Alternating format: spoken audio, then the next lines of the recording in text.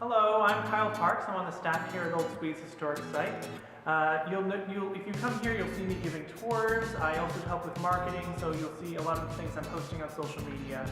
But today we're talking about becoming a volunteer here at Old Swedes, and so I have Jane Conlon here with me. She's the Education and Visitor Services Coordinator here at the site. So, hi Jane. Hi Kyle.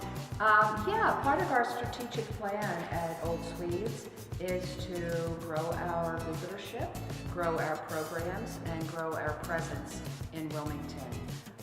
In order to do that, we need more volunteers. All right. So, for anyone who's interested in becoming a volunteer, I'm going to be asking Jane some questions that are common questions that people interested in volunteering will have. So we'll just start out right here with what do we even call volunteers that give tours these days? Well, normally in the past you would hear docent, and that is a volunteer tour guide at museums. And so museums are actually moving away from that term and moving towards interpreter. And a lot of people think that's you're interpreting languages. Not true.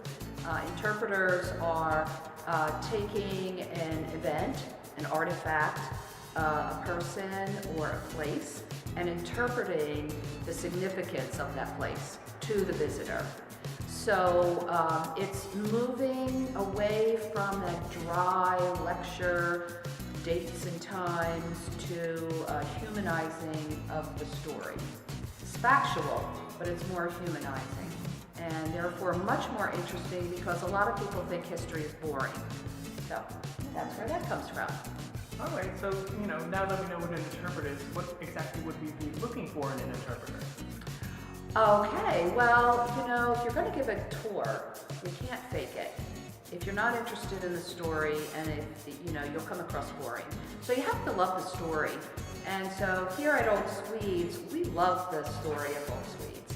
Against all odds, this church from 1698 is still standing and still having services, which is pretty amazing. They had a lot of problems, during the decades. So that's the story that's most interesting. And so we're looking for people that want to learn the story, find it interesting, and then sharing it with our visitors. We have visitors from all over the country, all over the world, and they really do find this a great museum to tour. All right, so we know kind of what we would be looking for in interpreters, and so there might be kind of a lot of training involved. So can you tell us what training might be like? Right. Well, first off, we have a rather large binder, but not too large, and that contains the historical analysis of the Hendrickson House and the church that you see behind me. Interpreters take their time by reading the information, taking some notes, learning about it, asking us questions, and we're very helpful. We're not going to, evaluate you. We're pretty supportive because we all had to learn it as well. And then you kind of tear off the Band-Aid, so to speak, and just give a tour. I know my first tour was the Hendrickson House only. I started with that, and I probably hit about 1/3 of the material, and I'm sure it was the same with you, Kyle. Yeah. And then the more you give tours, you develop your own style. We do offer a skeleton or parameters that you can use so you know where to start and where to go next in the story. But pretty much it's your own take on it. Factual, of course. Okay, so we know all about being an interpreter, but what are some other things that people might be able to do here at Old Swedes? Okay, so if you don't want to be an interpreter, we have plenty for you to do here. First of all, we are growing our field trip, our school children field trip, and tour bus companies. So if we have a school group that comes, if you don't want to be the main interpreter, we have 3 hands-on activities that we offer for 4th and 5th grade. One is archaeological dig simulation, another is first-person interpreter of Mrs. Hendrickson in the Hendrickson House, and then we have a scavenger hunt and telling of the story in the church. If you don't want to be the lead person in that, you can always be the assistant. We need setup people, we need people that put things away after the kids are gone, so that's that. We also have quite a few events. We have St. Lucia that just happened at Christmas time.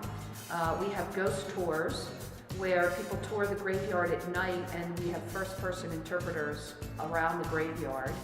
Let's see, Festival at the Fort, where we partner with Nickel in the spring. We also have an outreach program on the Dover Green in June, and we need people to man the table there. So that would be involved with visitors. But we also have graveyard maintenance, cleaning the gravestones, blowing the paths clear. We do have a company that comes and mows the lawn and everything. But you'd be amazed how much trash comes in into the parking lot that blows in. We have a genealogist that comes on Thursday who's wonderful, Cindy. If you like genealogy, you could help her. There's office work, mailings, filing. There's lots to be done. Yep, absolutely. So, I mean, that sounds like a lot of different things that we would need help with. And so, what level of commitment are we looking for in volunteers? Well, we're really looking to build a relationship with our volunteers. You know, whatever your level of commitment is, whatever you want to come, twice a month, only on Wednesdays. We have a volunteer that does just Wednesdays, or we have another volunteer that does 2 Saturdays a month. Whatever that is, we really want to build off of that. So if you say twice a month, then we want you to come twice a month, unless something is going on. So it's the relationship building. So we know a lot about the environment, but what about the job itself? So what are some of the best parts for you here? Right, okay, so I know I've been saying the word storytelling a lot in this interview, but it is, it's the most fun, telling the story and watching the visitors and their faces and how they react to the story. They're very interested in it and they find it very fascinating. So now that we've told people a lot about volunteering, how can they start volunteering? What would be a good way to contact us? Okay, well that's easy. Just go to our website and look up our phone number and give us a call. You would be speaking to me, and if we're not here, just leave us a message and I'll give you a call back. We're also having 2 open houses for volunteers. One is going to be in March and the other in April. One will be on Saturday for those people that work, and then one will be on Monday. However, you know, you could just call us up, and if you can't make those 2 dates, you can always just come in and we can show you around, give you a tour, answer any questions you have. So I hope that this helped our viewers answer some questions about volunteering. And we really look forward to hearing from you. Even if you don't volunteer, just check us out, especially if you're about to retire or you are a high school student, college student that loves history. We'd love to hear from you. Yeah, and there are a lot of great opportunities here. And as always, you can go to our website for any information or contact us in any way.